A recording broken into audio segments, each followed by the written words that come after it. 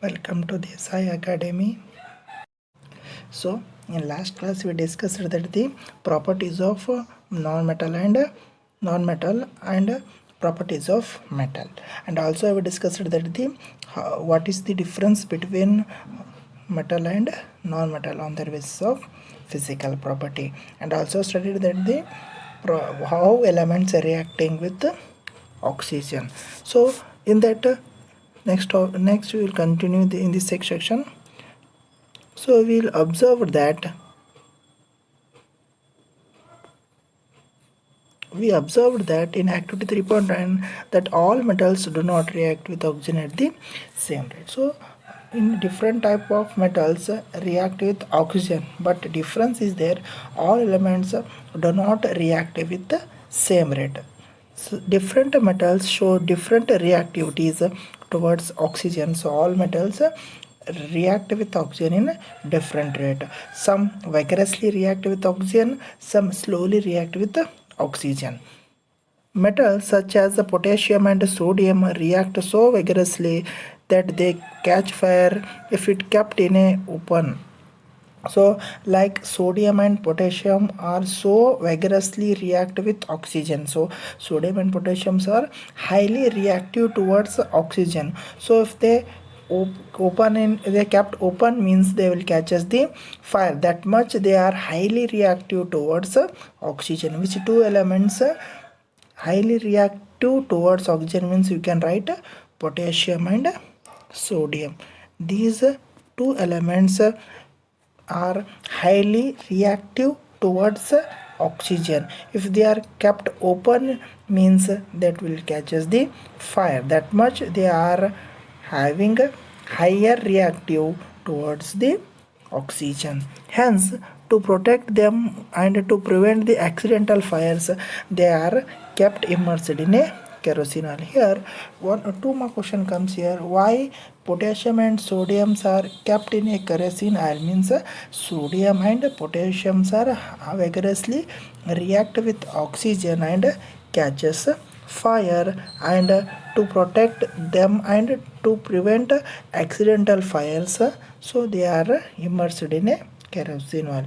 What is the here question? What is the question here means why potassium and sodium are kept in a kerosene oil means you can write potassium and sodium are vigorously react with oxygen and catches the fire, so and hence to protect and prevent the accidental fires we are kept in a kerosene oil. This is the answer for that question, very important. So potassium and sodium reacts vigorously that they catch fire if kept in open. Hence to protect them and prevent accidental fires they are kept immersed in a kerosene oil. This much answer you have to write. When potassium and sodium are why potassium and sodium are immersed in a kerosene oil means you write this much of answer. Potassium and sodium are highly reactive towards oxygen and they catches the fire. To prevent and protect the accidental fire they are or we are kept in a kerosene oil. This much answer you have to write for that question. So next, at ordinary temperature, the surface of metals such as magnesium, aluminium, lead and zinc etc. are covered with a thin layer of oxide. So like aluminiums like sodium and potassium are very highly reactive towards oxygen. And next at ordinary room temperature, so elements like magnesium, aluminium, zinc, lead etc. these elements are covered with a thin layer of oxide. The protective oxide layer prevents the metal from further oxidation. So this formation of oxide layer will makes the metals to further oxidation. It prevents, it means it will stop the further oxidation after the formation of oxide layer on that particular metal like aluminium, zinc and lead. So iron does not burn on heating, but iron fillings burn vigorously when sprinkled in the flame of the burner. So iron cannot burn, but iron fillings means small tiny particles. So like we are sprinkled on the burner means that will burns. copper does not burn in a copper does not burn.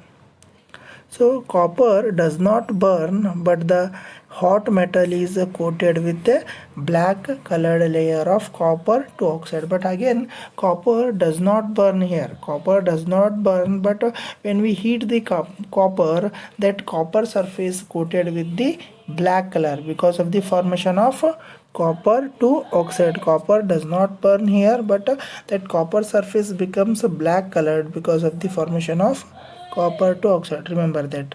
Silver and gold do not react with oxygen even at a higher temperature. Remember that. One simple question comes here: which two elements does not react with oxygen even at a higher temperature? Means you can give you the answer for that question: silver and gold. Silver and gold are the two elements which do not react with oxygen at even higher temperature. This is the simple one more question comes here. So next, anodizing is a process of forming thick oxide layer of aluminum. So what is anodizing? Anodizing is a process of forming. It is the one type of process forming of thick oxide layer. Forming of thick oxide layer of aluminum is called as the anodizing process. So aluminum develop a thin oxide layer when exposed to air. When it is forms a aluminum develops a thin oxide. So aluminum is exposed to the air, that will forms the thin oxide layer. This aluminum oxide coat makes it resistant to further corrosion. So that aluminum oxide will makes that aluminum metal to further corrosion. Resistance means stop. The resistance can be improved further by making the oxide layer thicker. Again, it will be more effective when the layer becomes more thicker and thicker. So that will prevents the further oxidation or completely reduces the oxidation because of the layer is formed is very thicker. During the anodizing, a clean aluminum article is made and the anode is electrolyzed with dilute sulfuric acid. So during anodizing, clean aluminum article you have to take. So clean aluminum article is connected with the anode and you have to supply the electricity, that is called as the electrolyzed. So with which type of solution? Sulfuric acid. So the clean aluminum particle that is made to the or connected to the anode and that electrolyzed with the sulfuric acid solution. So sulfuric acid solution, the oxygen gas evolved at the anode react with aluminum to make a thicker productive oxide layer. How oxide layer is prepared means you have taken the aluminum, cleaned aluminum article that's connected to there, that are made to the anode, and we are electrolyzing with the solution of sulfuric acid and oxygen is evolved. The which type of gas is evolved here? Oxygen gas is evolved. That oxygen is again reacting with the aluminum, that makes the thicker productive oxide layer, that is aluminum oxide layer. This oxide layer can be dyed easily to give aluminum articles an attractive finish. So that oxide layer on aluminum dried easily and that will gives the finish or that attractive layer of oxide. So that gives the very finishing touch to the aluminum articles, that formation of oxide layer when aluminum particles are made to the anode and that is electrolyzed with the solution of sulfuric acid and oxygen gas is evolved. That oxygen gas evolved gas is react with aluminum and forms the oxide layer of aluminum, and that gives the finish or attracting touch to the aluminum particle. After performing activity 3.9, you must have observed that sodium is the most reactive of the samples of metals taken here. So from this reaction or others, from this theory we conclude that the sodium is a mostly or a highly reactive element towards oxygen. The reaction of magnesium is less vigorously, implying that it not reactive as a sodium, but so magnesium is not vigorously reacting with oxygen. so that indicates the less reactive compared to the sodium. But burning in oxygen does not help us to decide about the reactivity of zinc, iron, copper or lead. So only elements reacting with oxygen, that will not tell us about the reactivity of elements. So we have to use another method. So we cannot say that only on the oxygen reactivity. So some elements are reacting with oxygen very highly rate, and some elements do not react with oxygen at even higher temperature, and some elements reacting with oxygen but in a slow rate. So in this manner we cannot say that oxygen is the sufficient method to classify the elements metal and non-metal. So what is here conclusion? So we cannot classify the element as metal and non-metal by the reactivity of oxygen. So this is the conclusion here. Let us see some more reactions to arrive at a conclusion about the order of reactivity of these elements. We cannot conclude the reactivity of elements on the basis of their oxygen.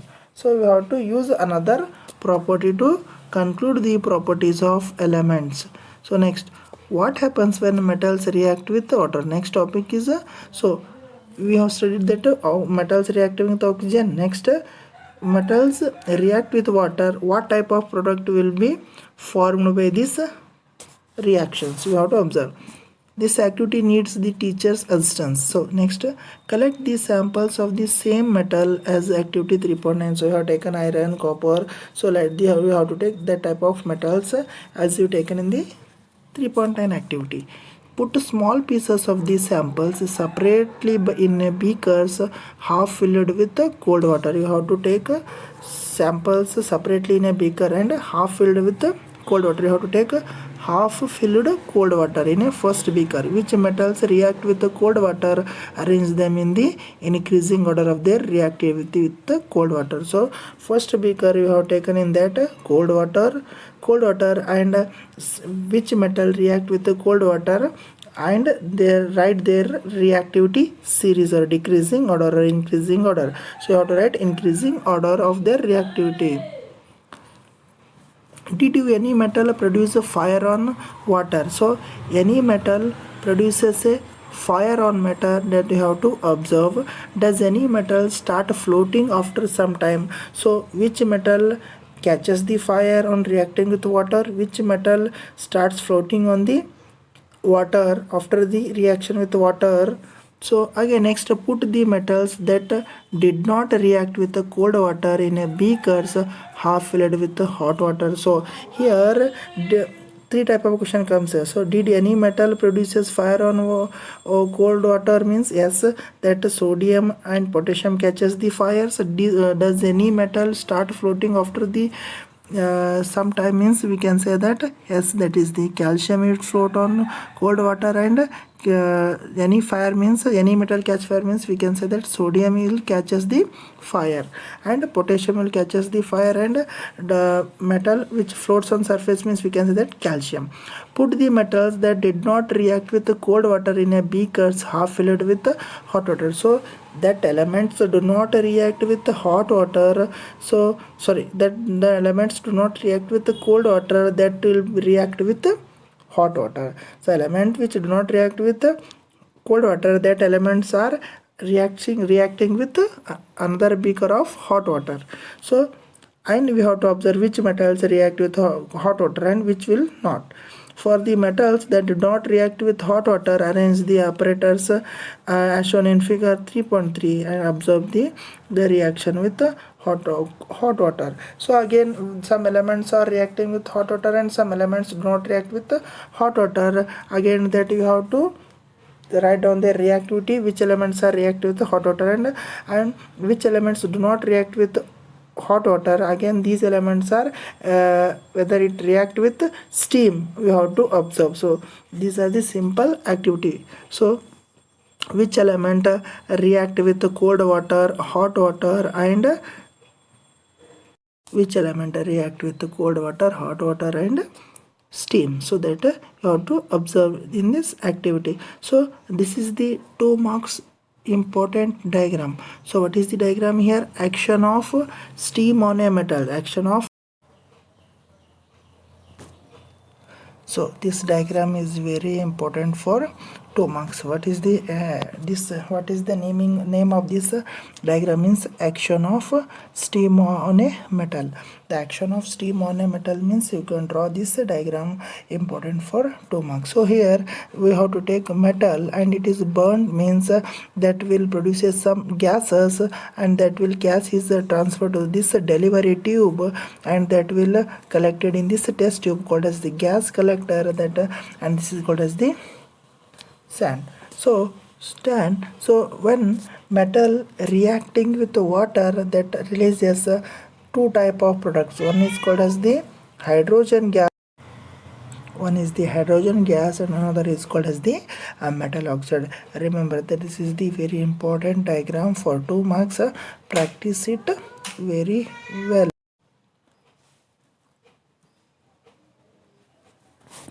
So metals react with water and produces metal oxide and hydrogen gas. So metal reacting with water means they will produces the two product. One is the metal oxide and hydrogen. Metal oxides that are soluble in water and dissolved in it to further form metal hydroxide, but all metals do not react with water. So first metal is reacting with water, it will forms the metal oxide plus hydrogen gas will be liberated, and that metal oxide again reacting with water means that will produces the metal hydroxide. So here all metals do not react with the water molecules. So all metals do not react with water molecules.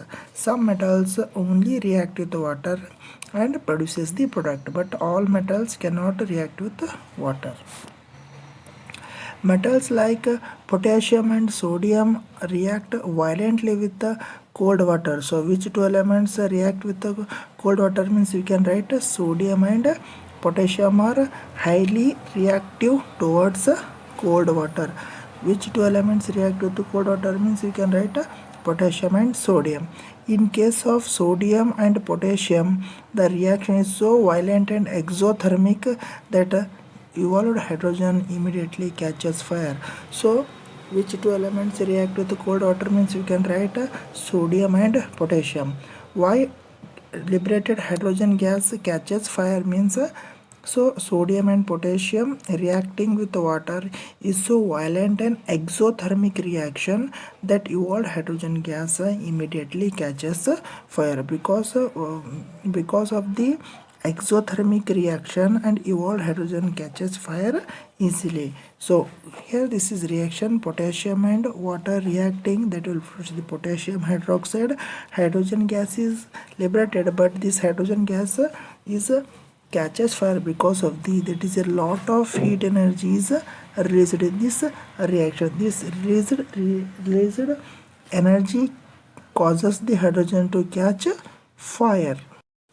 Same as potassium react with water, sodium also react with water, produces sodium hydroxide, hydrogen gas, and releases the lot of heat energy, and that heat energy causes the hydrogen molecule or hydrogen gas to cause the fire, so catches the fire. So exothermic means heat is released. So in first class, in first chapter we discussed that the exothermic and endothermic reactions. So that is the releasing of heat along with the product is called as the exothermic reaction, correct? So sodium and potassium are reacting with the cold water, and hydrogen catches the fire because of the liberated energy causes the hydrogen to catch the fire. This simple answer for that. Why hydrogen catches fire means we can write the reaction of sodium and potassium with water is highly exothermic reaction. The liberated gas catches the fire due to the liberation of heat. The reaction of calcium with the liberation of The reaction of calcium with water is less violent. The heat evolved is not sufficient for hydrogen to catch fire. So calcium is also reacting with the water, but it is less violent compared to the sodium and potassium. The evolved heat does not enough to catch the fire to the hydrogen. So this only react with the water but does not produces the fire because the evolved heat is very less compared to the sodium and potassium reaction with water. So this does not catches the fire because they does not have any energy to catch the fire. Means it having the energy but it does not enough to catch the fire.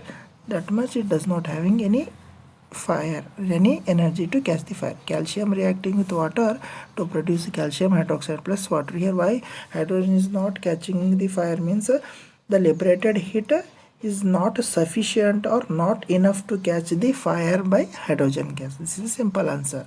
Why hydrogen gas is does not catches the fire in case of calcium react with water means so liberated is not sufficient to catch the fire by hydrogen. This is simply right. But instead, so calcium starts floating because the bubbles of hydrogen gas is formed stick to the surface of the metal. So here question comes here, why calcium floats on the surface means you can write because the bubbles of hydrogen gas stick to the surface of the metal. So that is why calcium starts floating on the surface. This is simple answer for that question. So what is the answer here? Calcium floats because the bubbles of hydrogen gas formed stick to the surface of the metal. The calcium starts floating because the bubbles of the hydrogen gas formed stick to the surface of the metal. That is why calcium starts floating on the surface. Again same magnesium does not react with the cold water, it react with the hot water. So magnesium does not react with the cold water but it react with the hot water. Magnesium react with the hot water. So which elements react with the cold water means potassium, sodium, and which metals react with the hot water means magnesium to form magnesium hydroxide. So what is here? Magnesium is reacting with hot water, forms the magnesium hydroxide and hydrogen. So magnesium hydroxide and hydrogen gas is liberated when magnesium react with hot water. It is also starts floating due to the bubbles of hydrogen gas sticking to the surface. Why magnesium is floating on the surface means the bubbles of the hydrogen gas stick to the surface of the metal. That is why magnesium is floating on the surface. So two question is asked that is having same answer. Why calcium and magnesium floating on the surface means we can say that magnesium and calcium floating on the surface because the bubble of hydrogen gas is stick to the surface of metal. That is why they are floating on the surface of. Simple answer for that question. Why metals? Which metals react with hot water means magnesium. Which metals react with the cold water? Sodium and potassium. Which metals float on the surface of water means you can write calcium and magnesium. So why hydrogen catches the fire means the reaction of water with the water that produces lot of heat, that liberated heat catches the fire to the hydrogen. So next, metals like aluminium, iron, zinc do not react with the cold water or a hot water. Remember that metals like aluminium, iron, zinc do not react either with cold or hot water, but they react with steam to form a metal oxide and hydrogen. So remember that which metals do not react with the hot water or cold water, only react with steam, means you can write aluminium, iron, zinc. These are the elements react with only steam. Which metals react with steam, means we can write metals like aluminium, iron and zinc react with steam to produce aluminium oxide and hydrogen gas. So aluminium reacting with the steam, and we will use the aluminium oxide plus hydrogen gas, iron and water, iron oxide plus hydrogen gas will liberated. So metals such as lead, copper, silver and gold do not react with water at all. Silver, gold, lead, copper sorry, lead, copper do not react with water at all. So here three to four question comes here. First question, which metals react with cold water, means you can write potassium and sodium.